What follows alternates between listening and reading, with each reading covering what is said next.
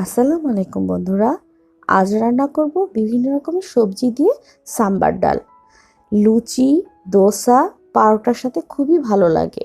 আর তৈরি করব আমার বারান্দার গাছের টমেটো দিয়ে। আমার বারান্দায় বেশ কিছু টমেটো হয়েছিল, খুবই ভালো মানের ছিল টমেটোর স্বাদটা। সেই টমেটো দিয়ে আজকে এই রেসিপিটা তৈরি করব।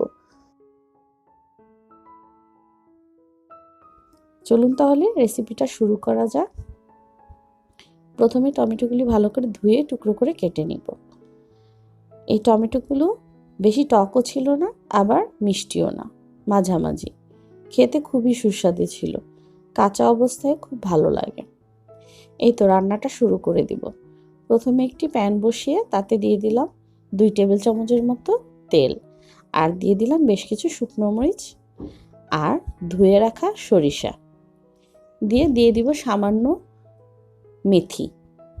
এই মেথিটা আর সরিষাটা দিলেই এই ডালের একটা খুব সুন্দর গন্ধ বের হয়।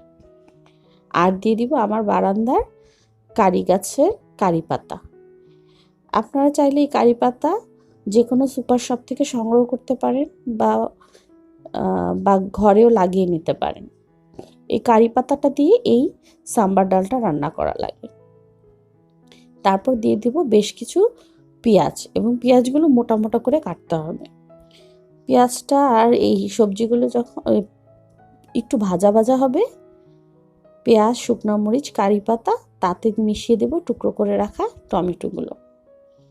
টমেটোগুলো নাড়াচাড়া করতে করতে যখন একটু নরম হয়ে আসবে, তার সাথে এখন মিশিয়ে দেব মশলা। এখানে আমি আধা চামচের মতো আদা বাটা আর রসুন বাটা নিয়েছি, মরিচের গুঁড়ো নিয়েছি হাফ চা চামচ, লবণ হাফ চা চামচ দিয়ে মশলাটা খুব ভালো করে কষিয়ে নেব। তারপর দিয়ে দেব আমি হাফ চামচ ধনে গুঁড়া, হাফ চামচ জিরা গুঁড়া, আর দিয়ে দিব হাফ চামচের মতো গরম মশলা গুঁড়া। এখানে আমার ধনিয়া, মৌরি, দারচিনি, এলাচি, জয়ফল, জয়ত্রী সব ধরনের মশলাই একসাথে গুঁড়া করা আছে। আর এখন দিয়ে দেবো বেশ পরিমাণ সবজি। আমি সবজিগুলো আগে থেকেই টুকরো করে কেটে ধুয়ে রেখেছিলাম। এখানে দিয়ে দেবো মিষ্টি কুমড়া, বেগুন, বরবটি, আলু, আর এখানে সাজনা দিলেও খুব ভালো লাগতো। এভাবে একটু মশলাটার মধ্যে সবজিগুলো 5-10 মিনিট ভালো করে কষিয়ে নেব। ভালো করে কষানো হয়ে গেলে তারপর দিয়ে দিব বেশ পরিমাণ পানি, যেই পানিতে কিনা সবজিটা খুব ভালো করে সিদ্ধ হবে। এরকমভাবে চুলার জাল বাড়িয়ে আমি সবজিগুলো খুব ভালো করে একটু সিদ্ধ করে নেব। এভাবে নেড়ে চেড়ে আবার ঢাকনা দিয়ে ঢেকে দেব।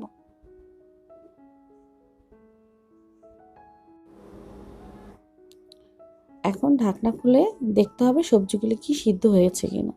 আমার সবজিগুলো কিন্তু প্রায় সিদ্ধ হয়ে আসছে, যেহেতু এখানে মিষ্টি কুমড়াও আছে। এরপর দিয়ে দিব আমি তেঁতুলের কাপ। এখানে হাফ কাপের মতো তেঁতুলের কাপ দিতে হবে। এতে হবে এটা একটা টক মিষ্টি ঝাল একটা স্বাদ নিয়ে আসবে। আর দিয়ে দিব সামান্য পরিমাণ চিনি, আর আগে থেকে সিদ্ধ করে রাখা ডাবলির ডাল বা চানার ডালও বলে একে, বেশ পরিমাণ পানি দিয়ে সিদ্ধ করে একটু ঘুটে নিয়েছিলাম ডালটা, সেই ডালটা মিশিয়ে দিলাম। এখানে আপনারা যে কোনো ধরনের ডালই দিতে পারেন। এই সাম্বার ডালটা দিয়ে কিন্তু লুচি, পরোটা, আর সবচেয়ে বেশি খাওয়া হয় দোসা। দোসার জন্য এই সাম্বার ডালটা বেশি ফেমাস। এই তো আমার ডালটা কিন্তু প্রায় হয়ে আসছে।